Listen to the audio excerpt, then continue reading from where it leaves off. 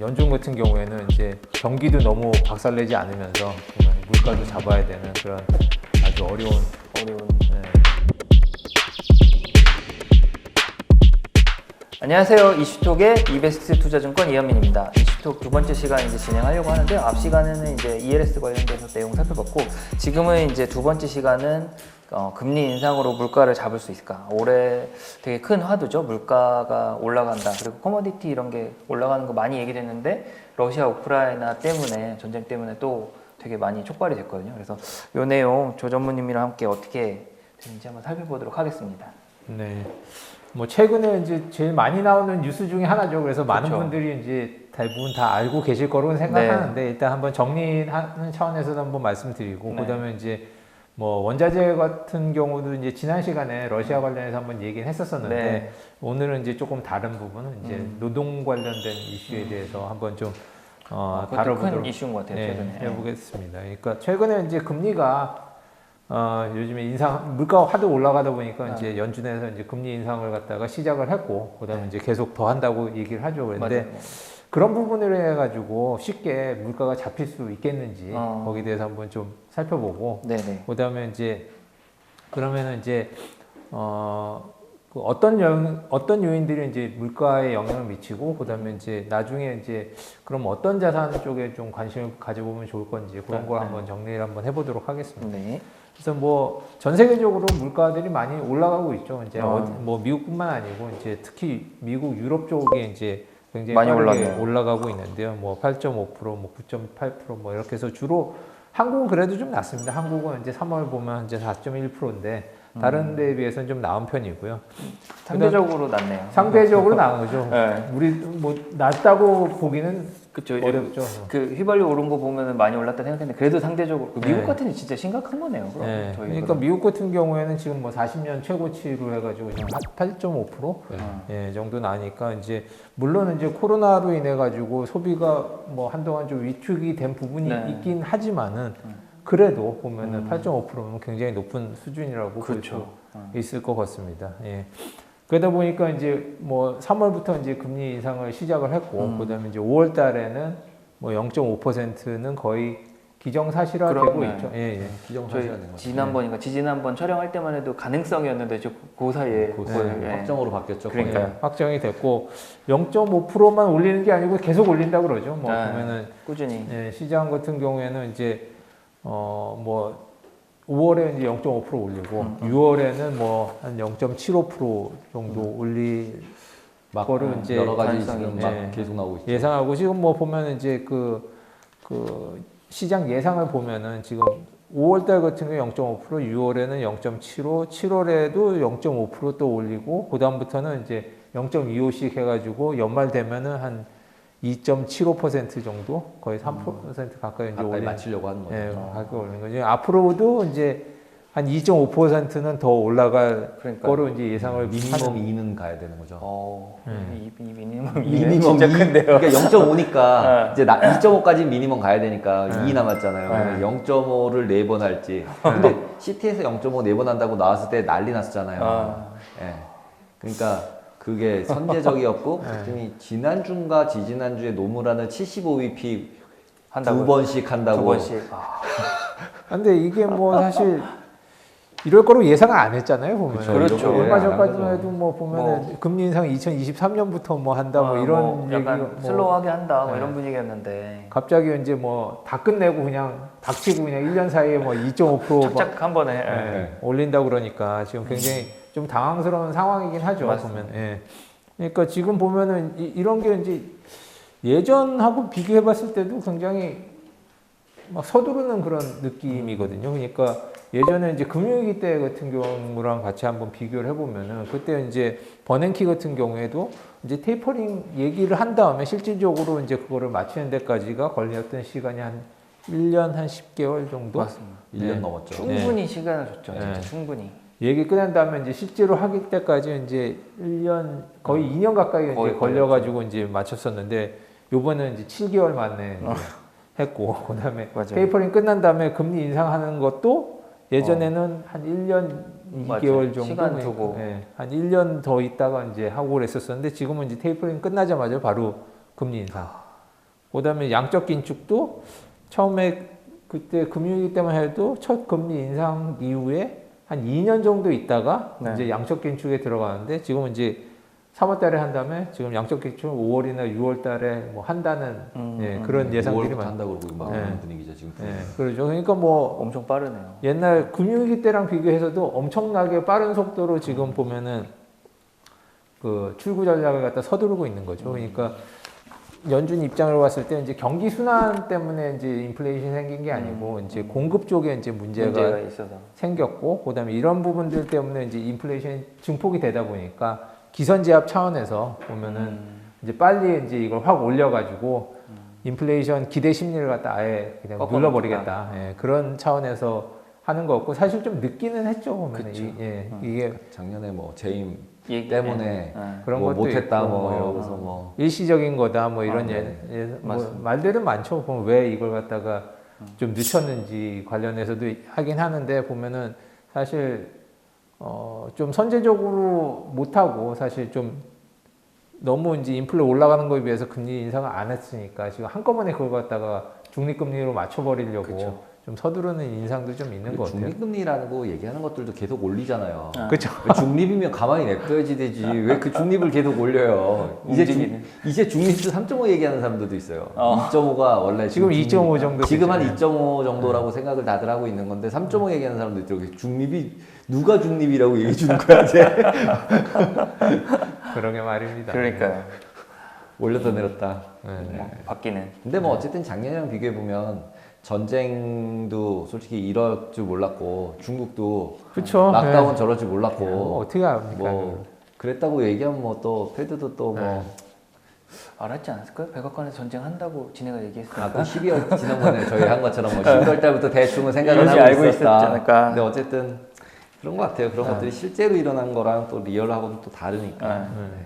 그래서 어쨌든 간에 뭐 물가는 계속 이렇게 빠르게 올라오고 있고 근데 이제 그게 이제 어떤 요인들 때문에 이제 금리가 올라오는지 살펴보면은 이제 사실 유동성이 제일 컸었던 거죠. 보면 이제 제로금리나 뭐 양적 완화 이런 거 같은 경우에는 금리 인상하면은 당연히 이거는 뭐 해결되겠죠. 해결되는 네, 이런 부분이 부분은 이제 뭐 금리나 뭐 양적 완화해서 유동성 관련된 거는 이제 해결될 수 있을 거라고 생각이 되고 그다음에 이제 또 물가가 올라왔었던 건 이제 재난지원금 같은 게 이제 굉장히 많이 그쵸. 풀리지 않았습니까? 예, 그러니까 그걸로 인해 가지고 소비가 확 늘어나니까 이제 공급 쪽에서 문제가 생기고 뭐 이런데 재난지원금은 이제 다 끝났죠. 미국에서 그쵸. 이제 재난지원금 더 이상 안 주지 않습니까? 그러니까 뭐 이것도 이제 해결됐으니까 뭐 이런 거 같은 경우에는 이제 좀 해결하기 쉽다고 생각하는데 4번, 5번 같은 경우는 이제 중국 코로나로 인해 가지고 이제 락다운 뭐 점점 더 심해지는 더 거죠. 심해지는 예. 거죠. 네, 더 쉽게 풀어줄 것 같지가 않아요. 보면 그러니까 이게 언제 좀 또 해결될 수 있을런지. 그러니까 중국 같은 경우도 이제 생산 기지 아닙니까? 이제 전 세계 이제 생산 기지인데 락다운이 이제 계속 이렇게 가게 되면은 사실 생산도 문제가 생기고 그죠. 소비도 계속 문제가 생기고 있는 거죠. 예. 그러니까 이거를 2년 전에 했었어요. 저 이렇게 봉쇄는. 그러니까 처음 시작할 때. 그러게 말입니다. 아, 근데 중국은 지금 이제 뭐 그 저 예전 직장 동료가 이제 상하이에 들어가서 있는데 아파트 전체를 락다운을 진짜로 시킨 거를 이제 라이브로 매일 일지를 써서 올리고 있어요. 진짜요? 네, 그래서 오늘은 37일 차 뭐 이러고 막 올리고 있어요. 근데 그게 단지 내에 한 명이 걸리잖아요. 그럼 또 7일씩 계속 늘어나는 거예요. 부자인데 그럼. 그래서 계속 그게 처음에 2주였다가 늘어나고 그래서 막 되고 오늘 뭐 이런 거 얘기해도 되는지 모르겠지만 그 단지 내에 걸리면은 데려다가 격리시설로 빼버린대요. 맞아. 그렇다고 빼버리는 그러네. 건데 거기 격리시설 안에 이제 고위공직자 딸이 걸린 거예요. 그래서 그 고위공직자보다 높은 애가 나오지 않는 못 들어간다는 데가. 그럴 수 있죠. 네, 중국은 그럴 수 있다는 생각이 들더라고요. 그러니까 이제 벌써 약간은 이제 그 좀 균열이 좀 생기는 게 아닌가. 계속 유지할 수 있을런지 모르겠어요. 보면은 뭐 어떻게 유지? 우리나라 같은 경우에도 이제 많이 걸리다 보니까 이제 둔감하고 사실 걸리고 나니까 좀 속편한 부분도 그렇죠. 네, 있거든요. 보면. 그러니까 걸릴 거면은 아싸리 확 걸리는 게 낫지. 확 걸리고 그냥 그 찔끔찔끔이 방법이 아닐 수도 있거든요. 그리고 계속 저렇게 락다운 시켜가지고 이게 그래도 걸릴 사람도 다 걸리거든요. 그러니까 그렇죠. 경제만 다 망가뜨리는 일인데. 이게 뭐 시노백 때문이라는 얘기도 있거든요. 좀 저희 주제랑 다른데 네. 이제 한국이나 다른 나라의 풀린 백신하고 시노백의 성능 차가 있으니까 그 이제 와서 중국이 갑자기 시노백 말고 다른 나라 백신 하겠다 하기는 좀 상황이 안 맞고 그 시노백은 이제 변이는 취약하고 그러니까 거꾸로잖아요. 지금 한국 한 거에 반대로 가고 있거든요. 중국이 그 우리는 이제 풀어버리고 있고 걔는 다시 막고 있잖아요. 그리고 지금 뉴스는 상해만 나오는데 다른 지역도 막혀 있다고 하더라고요. 이동을 못하게 하니까 기본적으로 조금 다른 문제가 생길 수 있죠. 중국은. 근데 어쨌든 북경상해 막는 거는 심각하죠. 그리고 이제 지금 뭐 그냥, 선전도 좀 문제가 된다고 선전도 하니까. 문제가 되고 이렇게 막혀서 이렇게 되면은 엑스팻들 그러니까 해외 법인들 다 이제 나오려고 그러고 있고 뭐 이러면은 머리 충분히 그럴 수 있죠. 네, 머리 아픈 왜냐면은 것 지금 제가 2년 동안 봤는데 1년 중에 가장 코로나에 안전한 계절이 5월이거든요. 제가 봤을 때 7, 8월은 휴가를 가서 또 퍼뜨리거든요. 그래서 지금 기준으로 봤을 때 못 풀면 중국은 1년 내내 답이 없죠. 어떻게 보면. 어쨌든 간에 뭐 이런 게 이제 금리 인상한다고 이게 해결이 될까? 될 건 아니죠. 네, 아니고 그다음에 이제 러시아 우크라이나 침공으로 인해서 원자재 가격 상승된 것도 있죠. 예, 그것도 큰데 이거 금리로 해가지고 이게 또 잡을 수 있는 문제는 또 아니잖아요 보면. 그 해결될 것 같지도 않죠. 예, 그리고 이거 그- 굉장히 장기화될 가능성이 높은 것 같아요. 보면. 베트남이나 뭐 이런 데 것처럼 좀 길어지는 느낌 아닌가라도 솔직히 좀 예, 그렇죠. 푸틴이 뭔가 타이밍을 놓친 것 같아요. 빨리 정리하지 못해서 더 정리가 안 된다. 그렇죠. 네. 그때 빨리 정리를 못했으니까 지금은 빨리 정리할 저것도 없는 거고 그렇죠. 정리도 안 되는 명분도 안 거고. 생기고 예. 뭐 애매해져 버린 거죠. 네, 그러니까 장기화전이 될 것 같아가지고 지난 시간에도 이제 러시아 원자재 관련해서 이슈를 말씀드렸었는데 이제 좀 장기화될 거고 이것도 사실 금리로 해결될 수 있는 부분이 문제는 또 아니거든요. 아니죠. 그러니까 네. 이제 이런 부분에 좀 한계가 있는 것 같고 그다음에 이제 오늘 좀 중점적으로 말씀드릴 거니까 이제 노동력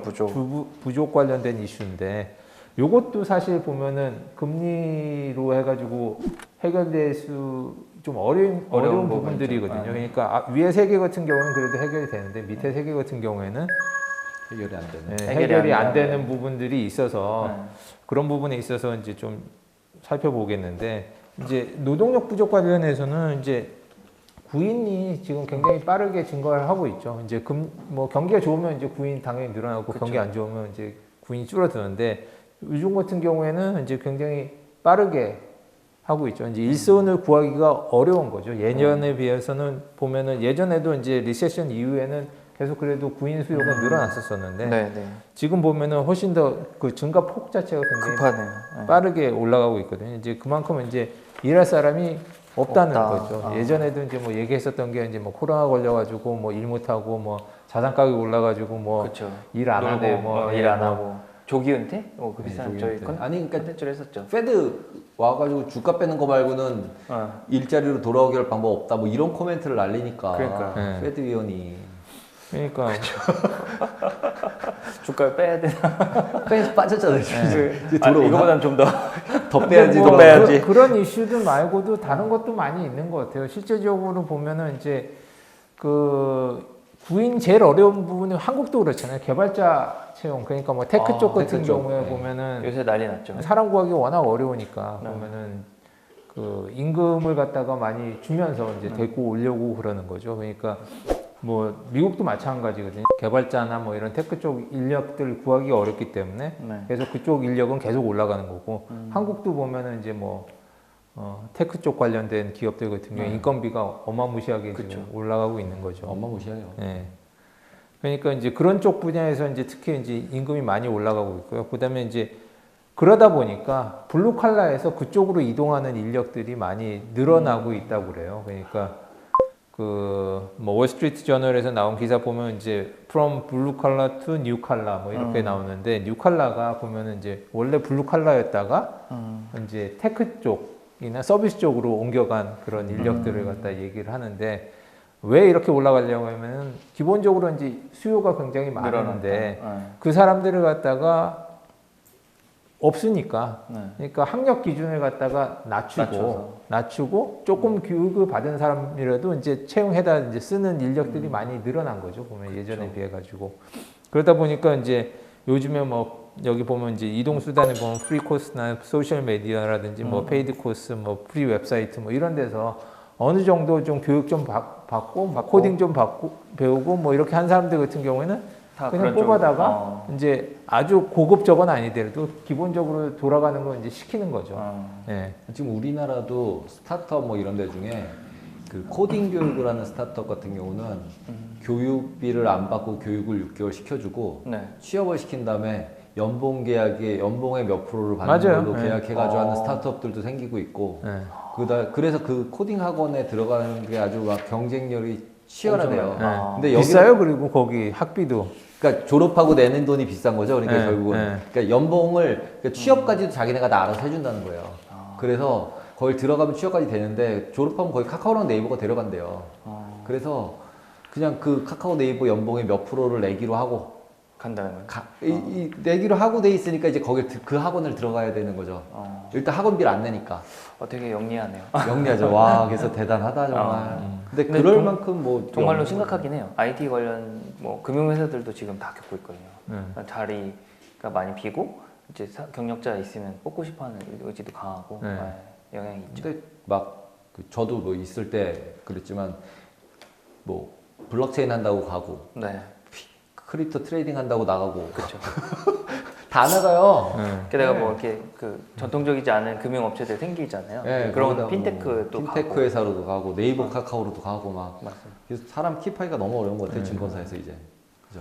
그렇죠. 옛날하고 많이 상황이 달라져서. 맞아요. 네, 네. 맞습니다. 달라진 것 같아요. 그래서 여기 있던 블루 칼라들이 보면 예전에는 이제 제조업이나 아니면 물류 뭐 이런 거 하던 사람들인데 이런 사람들이 이제 이쪽으로 좀 배워가지고 옮겨가 버리니까 이거 할 사람들이 이제 없는 여기도 거죠. 없어지는 여기도 거네요. 예. 연봉 차이가 너무 나니까 안 갈 수가 없죠. 그러니까 연봉 그쵸. 차이도 많이 나고 코로나 때문에 한참 죽었잖아요. 그러니까 이제 일거리도 없는데 이때 이제 이런 걸 배워가지고 네. 그쪽 수요가 많으니까 그쪽으로 이제 옮겨간 그럴 수 사람들이 있네요. 굉장히 많은 거죠. 예. 집에서 있으니까 시간이 많으니까 코딩 공부를 했네요 스스로. 그럴 수 있죠. 네. 그러다 보니까 이제 이쪽에 이제 원래 블루워커들이 하던 그런 물류 같은 거라든지 아니면은 제조라든지 이런 쪽에 이제 사람이 이제 없다 보니까 이제 뭐 임금이 다 올라가는 거죠. 이제 뭐 테크 쪽뿐만 아니고 블루 칼라 쪽 같은 경우도 이제 사람들이 없기 때문에 사실 그럴 수 있죠. 네. 네, 저희도 항공사들 한국 항공사들 무급으로 뭐 긴 기간 버텼잖아요. 네. 그런 분들이 또 공부해서 직종을 바꾸는 케이스들이 많이 또 생기더라고요. 직종이 바꿨는데 비행기가 뜨려면 이제 항공 없죠. 없는 거네요. 할 수 있는 사람이 주는 거죠. 우리나라도 뭐 택시 하시던 분들이 다 택배 뭐 이런 걸로 다 돌렸다면서요. 보면. 맞습니다. 그래서 제 직원이 이제 택시 타려고 해도 택시가 안 잡혀서 그 어렵게 잡은 택시 기사분한테 여쭤봤더니 많이 줄었다고 그러더라고요. 네, 그러니까 코로나 때문에 택시 수요가 주니까 업종을 바꾸신 거예요. 네, 돈벌이 안 되고 뭐 이랬으면 이제 딴 쪽에 이제 다 옮겨가니까 원래 또 그쪽이 살아나면은 이제 그렇죠. 갑자기 사람이 없는 거죠. 없는 네. 거죠. 그런 네. 변화가 있겠더라고요. 지금. 네. 그러니까 이제 전반적으로 임금들이 많이 올라갔어요. 그러니까 미국 같은 경우도 보면은 뭐 한 20년 만에 최고의 이제 임금 상승률을 보이고 있는 거고 보면은 그러다 보니까 이제 뭐 테크뿐만 아니고 네. 뭐 블루 칼라라든지 이런 사람들도 쪽에 이제 전반적인 전이가 이제 되네요. 예, 그 임금들이 다 같이 올라가는 그런 현상들이 이제 발생을 하기 시작한 거죠. 그러다 보니까 이제 그 뭐 웨이지 프라이스 이제 스파이럴 그래가지고 이제 70년대 그런 현상들이 많이 있었었는데 이게 어떤 거냐면은 이제 그러니까 임금이 올라가다 보면 이제 인플레를 자극하고 또 그렇죠. 물건값이 올라갈 수 네. 있으니까. 또 인플레로 물가가 올라가다 보면 또 임금이 또 따라서 올라가는 그런 현상이 발생하거든요. 왜냐면 인플레가 많이 올라가면 이제 생활에 쓸 돈이 없기 때문에 더 달라 그래야죠. 돈 더 달라, 임금 올려달라. 네. 그러면 이제 또 임금이 또 올라가면 또 그게 또 그렇죠. 또 물가를 또 물가값이 자극하고 올라가고. 이제 네. 그게 이제 악순환. 70년대 계속 이제 반복되던 게 이제 이거거든요. 웨이지 프라이스 스파이럴 그래가지고 이제 그런 부분들이 이제 계속 됐는데 지금 이제 그런 현상들이 좀씩 보이고 있는 거죠. 그러니까 인플레가 올라가고 또 임금 올라가고 볼 수 있네요. 예, 그런 현상들이 지금 계속 벌어지고 있는 거고요. 그다음에 이제 그러다 보니까 임금 인상뿐만 아니고 어떤 특정 직종 같은 경우에 사람 구하기 진짜 어려운 부분들이 많이 발생을 하게 되는 거죠. 그러니까 예를 들면은 이제 남들 싫어하는 업종, 어려운 일들, 네. 힘든 일 3D 안 업종 하는 같은 거, 뭐 예를 들면 이제 뭐 계속 뭐 운전해야 되는 거 같은 경우에도 이제 월마트 같은 경우에도 보면은 트럭 운전사 이제 초봉이 한 8만 5천 불 정도 8만 7천 불 정도 연봉이 했었는데. 했었었는데 지금 12만 불 올라갔다고 그러고요. 그다음에 이제 그 쉐일버스 뭐 이렇게 채굴 하는 데 같은 경우에도 뭐 사람이 없으니까 다 그런 데 같은 경우에는 다 오지에서 일하지 않습니까? 그러니까 그렇죠. 사막 같은 데서 좀 뭐 동떨어진데. 네, 뭐 보통은 일하기 싫잖아요 그런 데서. 예, 그러니까 딴 데서도 일할 수 있는 일자리가 많이 있으면 굳이 뭐 내가 안 사막 가죠. 같은 데 가서 뭐 사람 아는 사람도 없는 데 가서 거기서 일을 해야 되냐. 그렇죠. 그러니까 이런 직종들 같은 경우니까 지금 보면은 뭐 미국 같은 경우에도 셰일가스 뭐 오일가가 그렇게 높은데 보면은 생산이 그렇게 팍 안 늘어나는 그렇죠. 부분들이 있잖아요. 네. 보면은 그게 물론 이제 뭐 친환경 뭐 이런 이슈 때문에 이제 투자도 안 되고 뭐 이런 부분들도 있지만은 사람 구하기 힘들어서 그 안 늘어나는 부분도 꽤 큰 것 같아요. 제가 봤었을 때는. 그러니까 뭐 투자도 안 되지만은 사람도 구하기 어렵기 때문에. 예. 그러니까 이런 부분은 상당히 당분간은 해결하기가 좀 어려운 좀 구조적인 이슈들이 좀 있는 것 같아요. 그러니까 금리 인상으로 이런 걸 해결하기에는 좀 어려운 부분들이 있는 것 같고요. 네.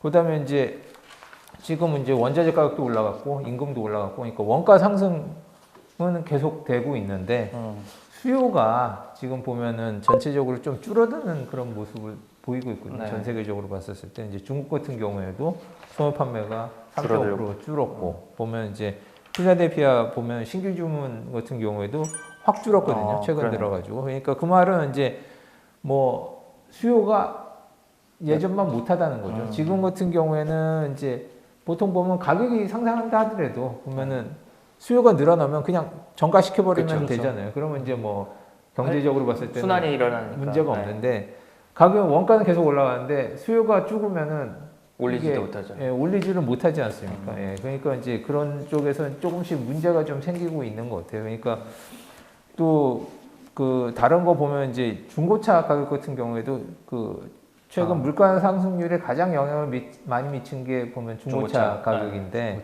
중고차 가격이 4달 연속으로 지금 계속 빠지고 있거든요. 보면은 예, 그 말은 이제 뭐 신차 공급이 많이 늘어나가지고 이제 중고차 가격이 빠지는 거면 상관이 없는데 그건 또 아니거든요. 그건 아니에요. 예, 반도체 이슈가 있어서. 이슈들이 계속 아직도 해결이 안 되고 있어서 신차 공급은 아직도 문제가 많고 지금도 한 몇 달씩 계속 기다려야 되지 않습니까? 뭐 기본 6개월 뭐 이런 분위기죠. 그렇죠. 예. 뭐 포르쉐 같은 경우 뭐 1년, 2년씩 기다려야 된다고 그러죠. 좀 되게 웃기더라고요. 자동차 중고차 팔 때 캐피탈 게인 생겨가지고 세금 낸다 그러더라고요. 아 그래? 미국에서? 미국에서. 진짜 그럴 수 있겠더라고요. 한국에서도 뭐 보면 한참 기다려야 되는 것 같더라고요. 차 구하기가 조금 어렵다? 요새 그런 분위기인 것 같아요. 네, 그러니까 신차도 보면은 뭐 계속 공급 조금 문제가 있는데 중고차 가격은 신차 구하기 어려운데 차는 필요하니까 올라가죠. 뭐 했었었는데 지금은 이제 중고차 가격이 빠진다는 거는 신차 문제가 해결한다는데 중고차가 빠진다는 거는 돈이 없다는 그렇죠. 수요가 주는 거네. 예.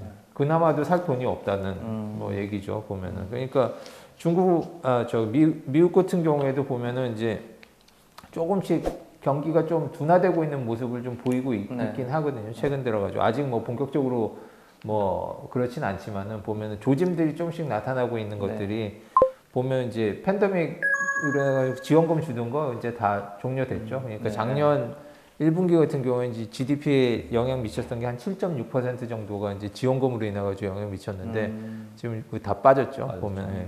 그다음에 이제 인플레이션 올라가 가지고 이제 구매력 떨어지는 것도 감소했죠. 휘발유 가격 같은 경우에 1분기에 뭐 한 10% 올라갔으니까. 그렇죠. 너무 많이 올랐더라고요. 예. 임금이 좀 올라가도 인플레가 더 세니까 쓸 돈이 없는 거예요. 예.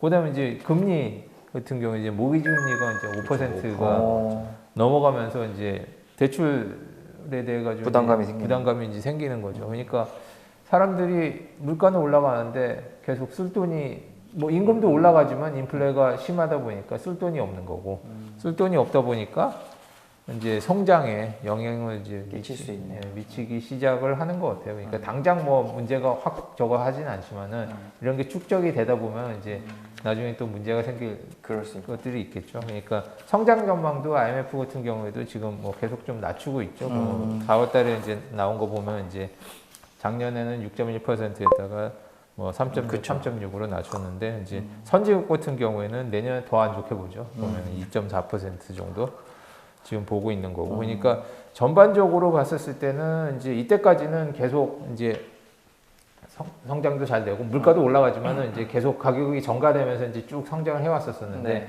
지금은 이제 물가가 워낙 올라가고 그러다 보니까 이제 전반적으로 이제 경제에 좀 부담이 되는 수치에 수준, 이제 예. 온 것 같아요. 보면은 예. 물가가 높고 이제 성장이 낮은 네. 상태가 이제 스태그플레이션인데 지금 그런 조짐이 보이고 있지 보이네요. 않습니까? 와, 제일 안 좋은 게 스태그플레이션인데. 그러니까 이제 뭐 인플레, 디플레보다 더 안 좋은 게 제일 이제 무서운 거죠, 뭐 다.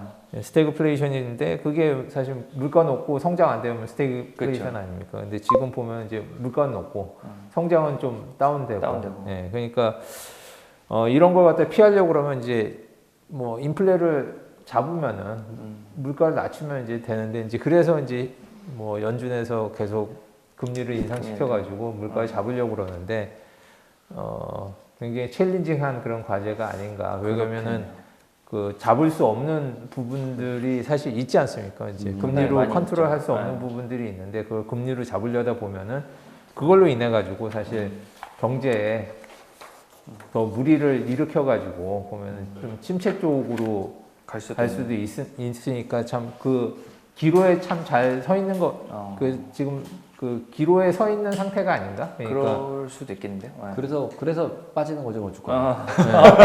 그렇죠. 그 기로에 서 있으니까 안 좋을 수 안 좋을 있으니까. 수 있으니까. 네. 그리고 지금 뭐 제가 이번에 그 ELS 네. 하면서 딴 걸 할까 말까 둘 중에 골랐던 게 이머징 마켓 부도나는 것들. 네. 모라토리엄 선언 계속 나고 있잖아요, 나라마다. 그렇죠. 예. 네, 지금 우리는 조금 이제 외환 보이고 있어서 괜찮아서 우리가 안 쳐다보고 있어서 그렇지. 동남아시아, 아프리카 쪽 지금 계속 나오고 있더라고요. IMF 구제금융 신청. 옛날 그 러시 한번 또 일어날 수도 있겠네요. 네, 그래서 지금 여기서 지금 보니까 이머징 마켓이랑 뭐 디벨로핑 이코노미 이렇게 돼서 2022년은 조금 내려오고 위로 4.4 올렸는데 저렇게 부도나면 이것도 바꿔야 되고 이거는 이거 뭐 글로벌리도 어려워지는 거니까. 제가 이렇게 쭉 설명해 주신 거 보고도 하나 느낀 거는 한국은 뭐 그런 대로 괜찮을 것 같은데 일본은 여기 있는 내용들은 다 직격으로 엄청난 피해를 줄 수 있는 내용일 수도 있겠다. 왜냐면 금리 올리면 따라 올려. 일본도 결국은 뭐 기축통화 아니니까 영향을 받아야 되는데 걔네 제로 금리에 돈 다 풀었는데 회수할 수 있는 경제 상황은 아닌 것 같고 그다음 뭐 중국 수요가 있어야 이게 삼순환이잖아요. 한중일이 일본이 기초하고 우리가 한번 포장하고 중국 가야 되는데 여기도 막히고 그다음 원자재 다 수입하는데 원자재 다 걸리죠. 일본은. 그리고 마지막으로 그 임금 문제도 일본도 좀 있나 보더라고요. 중소기업 위주로 해서 뭐 저는 기사를 읽었는데 지원금이 나가도 경제 부양 효과가 없었던 게 그런 쪽으로 새는 그런 게 많대요, 일본이. 지금 실제로 중국이랑 일본은 계속 아직도 이지 팔러스예요. 금리 계속 낮추고 중국은 돈 더 계속 그래야죠. 풀고 뭐 둘 다 지금. 지금 계속 낮추고 있고 그다음에 그러니까 당연히 예나도 박살나고 있고 예. 그다음에 지금 말씀하시면 그 코딩하는 친구들은 지금 그냥 일본 헤드헌터가 한국에서 데려가려고 난리래요. 우리나라도 없잖아요 지금. 그래서 애들이 안 가는데 한참 갔다가 돌아오고 있긴 한데 더 준다 그래서 데려가는 사람들도 있고 막 그렇다고 하더라고요. 그래서 요즘 그냥 글로벌리 그냥 그렇죠. 그리고 일본하고 또 중국은 입장이 좀 다르잖아요. 다르죠. 중국은 뭔가 몇 가지 문제 해결되면 다시 할 수 있는 찬스가 좀 있고 일본은 그런 게 많이 없어져 가고 있으니까 그것도 또 리스크겠더라고요. 걔네는. 이러다 일본보다 우리가 훨씬 좋아질지도 모르겠어요. 그 약간 이렇게 술자리에 술잔 돌리는 거랑 똑같은 거죠. 누가 마지막 잔을 마시느냐. 근데 이제 세 나라 중에 일본도 한번 마셔볼 때가 되지 않았나. 다시 한번. 플라자 합의한 지 좀 오래됐잖아요. 그래서 근데 이제 그렇게 맞으면 우리도 영향이 크잖아요. 있죠. 네. 근데 그 이면에 그 얘기도 있더라고요. 일본에 해외 자산이 많기 때문에 네. 아예 대체할 수 있는 게 없는 건 아닌데 임팩트는 한번 있을 수 있는 거죠. 그 대체라는 표현보다는 원래 계속 걔네는 적자인데 그 해외 자산 깔아놓은 거에서 배당받아서 먹고 살고 있었기 때문에 예, 나라가 안 돌아갔는데? 돌아가고 있었으니까 지금도. 네. 근데 이제 뭐 미국 자산도 떨어지고 뭐 이렇게 되면 그쵸. 이거는 또 쉽지 않죠. 뭐 쉽지 않은 문제죠, 그것도. 뭐 근데 워크아웃 때 힘들지만 워크아웃 되면 또 수혜주가 있을 수도 있으니까 항상. 뭐 그렇게 볼 수도 있는 네. 것 같고. 그 월스트리트 저널에 과거 80년 동안 어. 그 한 인플레이션 그러니까 물가를 갖다 한 4% 정도 낮추는데 네. 경기 침체가 발생 안 한 적이 없다고 그러더라고요. 보면은. 네. 네. 본 적 있는 것 같아요. 네. 그러니까 심각하네. 이제 지금도 보면 8.5에서 뭐 4% 낮춘다 그러면 한 4% 정도 되는 건데 그래도 아주 낮은 건 아니지 않습니까? 예, 그런데 이제 보면은 지금 연준 같은 경우에는 이제 경기도 너무 박살내지 않으면서 보면 물가도 잡아야 되는 그런 아주 어려운 어려운 예, 일이네. 숙제를 갖다 하고 있는 거죠. 예전에 한 이 정도 잡으려고 그러면 다 경기 침체가 발생했었었는데 아. 또 경기 침체를 또 바라는 건 또 아니지 않습니까? 사람들이. 예. 근데 뭐 모르겠어요. 저는 그냥 개인적으로는 서브프라임 생겼을 때 미국 망하는 줄 알았었거든요, 진짜로. 아. 예, 2007년도에 네. 서브프라임 생겼을 때 이제 저는 이제 그러니까 홍콩에 있었으니까 네. 진짜 망하는 줄 알았거든요. 부채도 막 그렇게 되지, 어마무시하고. 무시하고 막. 근데 뭐 그때 이후로 더 승승장구 되고 있는 거잖아요. 금리 낮춰서 새로운 방법을 찾았잖아요. 돈을 막 뿌리기. 그렇죠. 헬리콥터 밴 나오고. 네. 네. 근데 실제로 그때 뿌린 돈하고 지금 뿌린 돈하고 잽도 안 되거든요. 지금 더 많잖아요. 훨씬 많잖아요. 네. 그러니까 또 새로운 방법을 찾지 않을까요? 얘들이? 뭔가 또 우리가 지금까지 생각하지 못했던 네. 또 뭐. 저는 그쯤 막내여가지고 그 정도는 뭐 견딜 수 있는 위기라고 생각을 해가지고 리만 정도는 뭐 가능한 거고 네. 지금 이제 맞이할 게 또 새로운 거일 수 있죠. 스탠다드가 될 수 있죠. 또 새로운 게 나오면은 지금 뭐 그래서 인플레도 지금 심하고 그다음에 이제 뭐 원자재값 비싸고 이제 물가도 많고 이제 뭐 임금 관련 이슈도 있고 금리 인상도 있고 저 시장이 참 쉽지는 않은 것 같아요. 좀 예. 어렵죠. 근데 이런 경우에 이제 좀 관심을 가져볼 만한 자산이 뭐 어떤 게 있을까요? 보면은. 이럴 때요? 네. 저는 제가 원래 파생이니까 다 망가질 때는 뭐든지 아무거나 셀 하셔도 된다. 모든 상품이 셀. 네. 그런 적을 전 몇 번 겪었으니까 리만 네. 때도 그랬고 뭐 코로나 초기에도 그랬고 네. 그 유럽 경제 위기 때가 제일 그러니까 그 좋았다는 표현이 좀 죄송하지만 투자자 입장에서 이렇게 미국이 좀 돌아올 때 그 약간 번 돈으로 재투자 가능했던 시점이라고도 좀 보거든요. 그래서 뭐 그렇게 보면 안 좋을 거면 차라리 이렇게 파생 상품으로 네. 네. 현금 아니에요? 현금하고 커머디티 그렇죠. 그쵸, 네, 예. 두 전제 가지인 조건은 거죠. 현금이 전제 먼저 조건은. 필요하고 현금하고 네. 그거 두 개인 거죠. 맞습니다. 네. 그러니까 전제 조건 현금이 있다는 전제하에 해가지고 지금 이제 주식에 다 물려 있다든지 이렇게 유동성이 없으면 조금 찬스가 있을 수가 없다. 네. 뭐 이런 없죠. 거죠. 네. 그렇죠. 예. 그러니까 뭐 다 맞는 얘기인 것 같아요. 네. 그러니까 일단은 현금 비중이 어느 정도 있어야 되는 거 같고, 맞습니다. 그다음에 이제 원자재 쪽도 이제 그래도 당분간은 뭐 괜찮을 것 같아요. 그쵸. 보면 예, 그런 이슈들 때문에 특히 이제 가격 정가가 좀 가능한 원자재들 같은 경우에는 원자 중에 뭐가 제일 좋은 건가요? 경험상. 뭐- 구리였던 거예요, 구리. 나머지 너무 올라가지고 쳐다볼 수가 없어요. 네. 아 지금 상방향으로 봤을 때는 글쎄. 안 오른 거는 구리밖에 없는 거 아닌가요, 거의? 네. 저는 그 저는 딱 이 떠오르는 업무 거 특성상 보세요. 뭐라고 얘기는 할 수 없는데 네. 가장 그 산출이 늦게 되는 상품일수록 영향이 있을 수 있다. 예를 산출이 들면 늦게 되는 상품. 원유는 뭐 뽑아서 가공돼서 팔릴 때까지 뭐 예를 들어 정확치 않지 뭐 90일 걸린다. 네. 그럼 예를 들어 농산물 더 오래 걸리잖아요. 그러니까 레깅이 있는 상품일수록 임팩트가 크게 올 수 있다. 우크라이나 때문에 밀 그럴 수도 까였으니까. 있지 않을까 근데 하기도 하고. 너무 많이 올라간 그렇죠. 너무 너무 많이 올라가요. 위에 있어가지고 네. 이게 그 잘 아, 얘기하고 보니까 내려가는 또 입장을 얘기한 걸 수도 네. 있어요. 저는. 그렇죠, 그렇죠. 그러면. 아니, 이게 너무 올라간 것들은 솔직히 유가 같은 거는 제가 지난번에 뭐 그리다 보니까 이렇게 130, 140 가면 좌우지간 그 한 6개월 내에 거의 한 뭐 막 바닥에 있더라고요. 이유는 뭔지 모르는데 항상 그랬더라고요. 예. 천연가스 그래서 같은 경우에도 뭐 정가도 어제 뭐 많이 네, 올랐죠. 러시아에서 뭐 폴란드 쪽 그거 뭐 끊었다고 이제 얘기하니까 한 17% 올라가 버렸잖아요. 그래서 보면은. 그게 빠지니까 확 올라오고. 그러니까 그런 쪽은 솔직히 좀 무서워서 어렵죠. 예. 무서워서 이거 못 해야 하는 게 맞는 것 같고, 예, 그런 쪽은 솔직히 예. 유가도 다 그렇고. 그렇죠. 유가나 뭐 이런 거 같은 아, 경우는 갑자기 이란 한다고 하고 거기다가 갑자기 러시아가 전쟁하고 끝났다고 그러고서 푼다고 하고 그 다음에 중국 저렇게 락다운 계속하고 와 유가 없어져야죠 거의 또막 그렇죠. 확 크래시. 또 가야죠. 크래시죠 그러면. 근데 그걸 누가 아냐는 거죠. 뭐 우리가 예상할 수 있는 그 언서튼티가 아니잖아요. 솔직히. 그래서 지금 저는 이제 뭐 일단 지금 현재는 이제 채권이나 이런 거는 좀 어려울 것 같고 보면 이제 채권도 지금 어렵죠. 금리 뭐 이런 게 계속 올라가고 있는 추세에서 지금 채권 투자하기는 조금 부담스럽고 그다음 주식도 사실 보면은 이제 변동성이 내려갈 수 있죠. 그다음에 지금 현재 그 아까 얘기한 대로 이제 계속 비용은 증가하는 상태에서 보면은 지금 소비는 살아나지 않기 때문에 사실 주식 시장 같은 경우에도 지금 조금 뭐 변동성이 업사이드보다는 이제 내려가는 변동성이 지금 굉장히 큰 시장이고 종목 선택을 굉장히 잘해야 되는 그런 시장인 것 같고요. 보면은 제 생각에는 뭐 굉장히 좀 재미없는 그런 자산이긴 하지만은 금 같은 경우에 지금 보면 좀 관심을 좀 가져보는 게 인기가 어떨까? 최근에 좀 계속 없었죠. 네, 보면은 이제 지금 인플레 같은 경우에는 그래도 보면은 계속 확대가 될 거로 지금 생각이 되고 그다음에 이제 생각보다 다른 자산에 비해서는 좀 덜 올랐는 자산이거든요. 그렇기 때문에 보면은 이런 그 안 좋아지는 상황에서는 보면은 금이 올라갈 수. 금 같은 경우에 평상시보다는 조금 관심을 좀 가져보시는 게 좋지 않을까 하는 생각이 레이달료가 계속 물을 먹었는데 금 때문에 이번에 한번 다시 한번 그러니까 여기는 딴 건 너무 많이 올랐는데 여기는 그래도 보면은 지금 정도 레벨이면은 지금 한 1,900 정도 금도 하지 않을까? 괜찮을 수 있을 것 같은데요. 제가 그냥 이건 뭐 말도 안 되는 소리인데 코로나 때문에 결혼을 미룬 사람이 많이 하거든요 요새.